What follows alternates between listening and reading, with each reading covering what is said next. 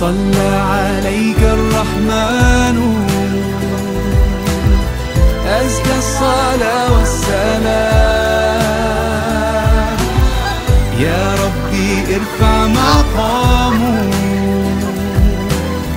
دوما في كل مكان.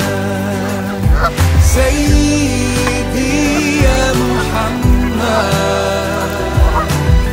حبك روح الإيمان.